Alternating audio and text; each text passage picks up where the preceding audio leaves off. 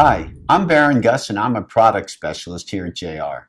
Today, I want to introduce you to JR's innovative serial communication system, XBus. By employing XBus in your model, you can simplify your radio installation, make your model safer, increase performance, and use your time for flying instead of setup. And for those of you who fly complex or large-scale aircraft, our new line of XBus compatible components can actually save you money. Traditional RC systems have always consisted of a receiver, a battery, and servos. The connections have always been made by plugging corresponding servo into one of the appropriate channels and then adding the power.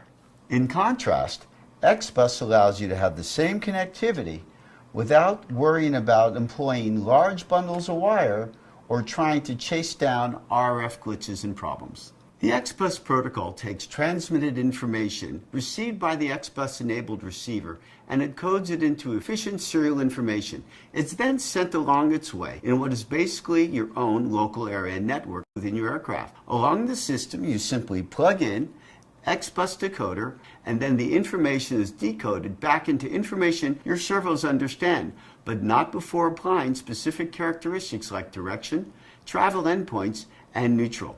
Each servo can be tuned independently from each other, eliminating devices such as matchboxes. Understanding the XBus system is easy once you understand some of the basic concepts behind it. First, as with all RC systems, each function or channel has a number associated with it. For example, the throttle channel is number 1, then followed by 2 for aileron, 3 for elevator, and 4 for rudder. We refer to this as the main ID number. Next, it's possible to control up to 4 servos per channel under each main channel. For example, you may have 4 servos mechanically ganged together to control a very large rudder on your giant scale Cub or Extra. In this case, the rudder channel is still number 4, but associated with it are 4 sub-servos named appropriately 4-1, 4-2, 4-3, and 4-4. These second numbers we identify as sub-IDs. Let's take a look at the various components of the XBus system and get an overview of their specific application. First, the XBus-enabled transmitter. For our purposes today, we are using the new XG14 with built-in XBus capability.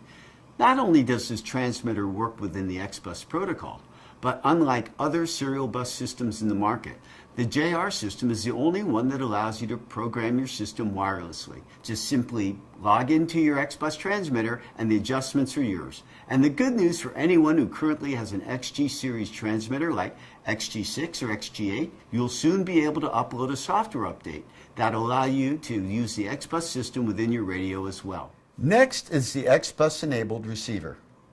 This receiver can be utilized either by a standard receiver with its own internal bus system, or you can simply plug in one of the XBus serial cables and their components and have your full network available. A very important thing to realize and note, you can plug in an XBus serial cable into this receiver as well as servos into the individual bus ports, allowing you complete flexibility.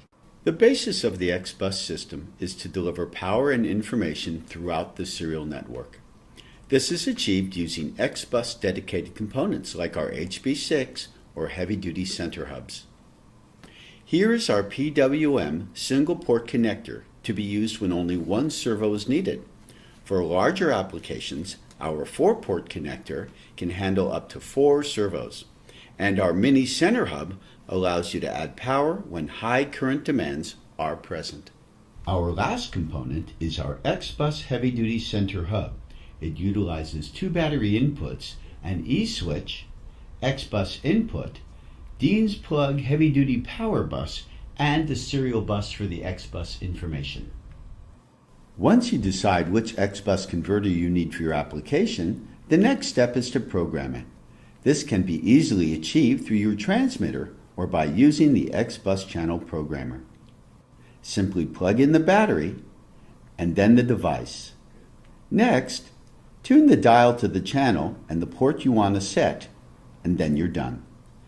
The procedure is repeated for each port you want to program. So next step is to plug in your XBus system and configure it. But there's one more thing that you need to do.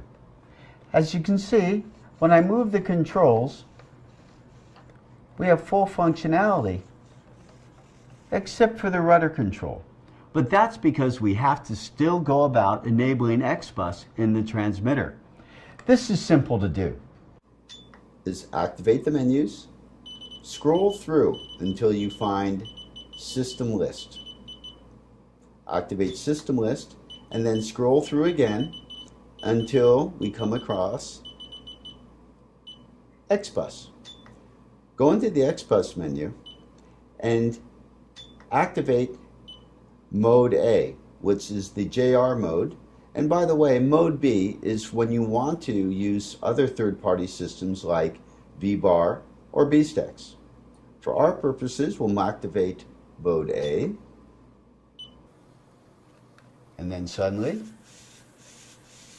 our rudder is working congruent with our rudder servo up front, steering the airplane.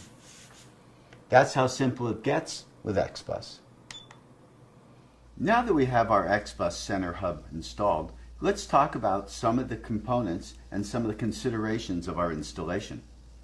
In our complex aircraft, we know we have 4 servos on each wing, 2 servos running our elevators, and 2 servos running our rudders. For the sake of this illustration, I've set this airplane up as a flapper-on airplane. So not only can I move left or right, but we can drop the flaps as well. We have a throttle servo up front. We have our rudder servos in back and our elevators. So, talking a little bit about the components we've used thus far, we have an XBus center hub. We have our converters for 4 servos on each wing. We have one single converter going to the tail surfaces, yet we've split them over 2 main channels. We split them over the number 3 channel for elevator and the number 4 channel for rudder, and we have 2 sub-IDs, which would be 3-1 and 3-2 for the elevators left and right, and 4-1, 4-2 for the rudders upper and lower. So again, to remind you, this is not really acting like a Y harness as much as it's acting as an address off of our serial network. I want to take a moment and explain to you a little bit about how you go about adjusting XBus once it's configured. In this case, we have our airplane with our 2 wings, but notice this one servo which is reversed. By simply accessing the XBus menu, I can go in, reverse this servo, and suddenly it's working great. Now, one of the things we've noticed is that it's off a little bit. So by going into our neutral adjustment,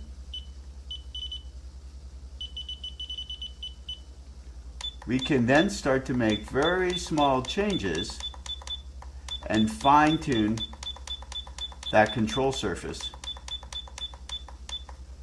so it's now perfect. Thank you for joining us today. We hope the time you spent with us has been worthwhile and you learned more about how you might apply XBus to your next model. If you have further questions, check out our website at jrpropo.com.